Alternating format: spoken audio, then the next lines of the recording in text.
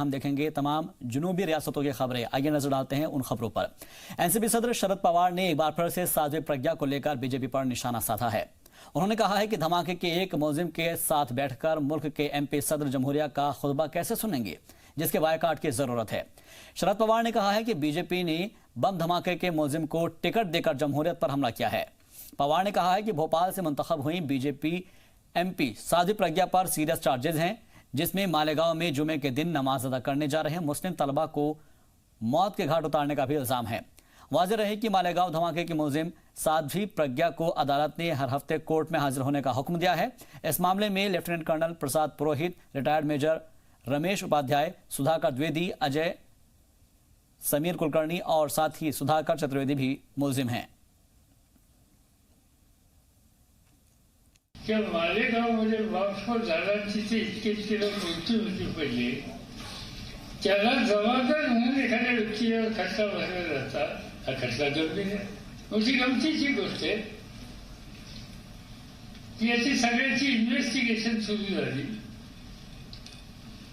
आणि पहिल्यांदा मालेगावमधून अल्पसंख्याक समाजाची मुलं पकडून आणली। फ्रायडे शुक्रवारच्या दिवशी जुम्मा के दिन मस्जिद में जाकर बॉम्बलास्ट करेगा, इसके ऊपर मेरा भरोसा नाही। कोई भी मुस्लिम काही लोकांना अटक केलं, त्याच्यामध्ये आज संसदेमध्ये आम्हा लोकांच्यावर राष्ट्रपतीच्या अभिभाषणाला ज्या येऊन बसतील त्या भगिनी सुरू।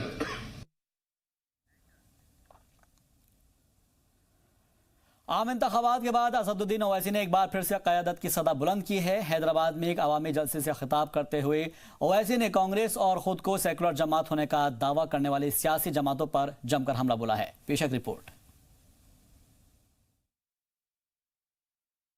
अपनी जमात को मजबूत करो, अपनी क़यादत को मजबूत करो, अपने नुमाइंदों को कामयाब करो, दलित समाज को अपने करीब करो, बैकवर्ड क्लास के समाज को अपने करीब करो, मगर हम नहीं समझने वाले।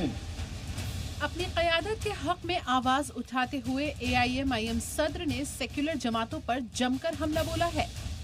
उन्होंने पूछा है, जब मुसलमानों ने 2014 के मुकाबले और ज्यादा आपको वोट किया तो बीजेपी जीत कैसे रही है? 2014 से ज्यादा वोट मुस्लिम वोट कांग्रेस को मिला, बिहार में गठबंधन को मिला, उत्तर प्रदेश में मिला, बंगाल में TMC को मिला, कर्नाटक में मिला, महाराष्ट्र में मिला। फिर जीतते क्यों नहीं आप? इल्जाम लगाएंगे, नहीं मंजलिस वोट नहीं दे काट रही। अरे मैं क्या राजस्थान में लड़ा? इस मौके पर असदुद्दीन ओवैसी ने दावा किया कि फिरका परस्त मुसलमान नहीं बल्कि कोई और है। फिरका परस्त हम नहीं, कोई और फिरका परस्ती कर रहा है।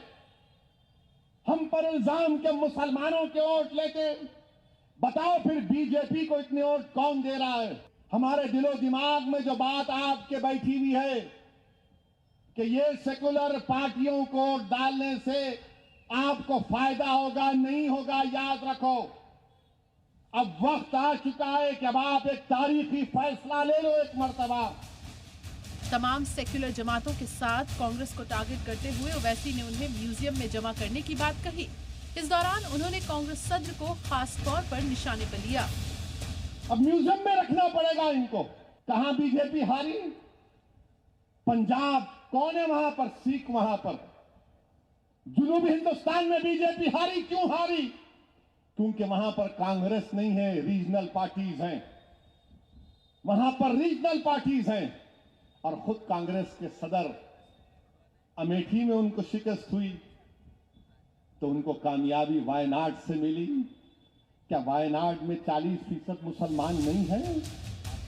हैदराबाद के अलावा महाराष्ट्र में पार्टी की कामयाबी से खुश ओवैसी ने दलित और पिछड़ों के साथ मिलकर अपनी जमात के साथ आने की अपील की, ताकि हिंदुस्तान के हर शहरी के साथ इंसाफ मुमकिन हो पाए।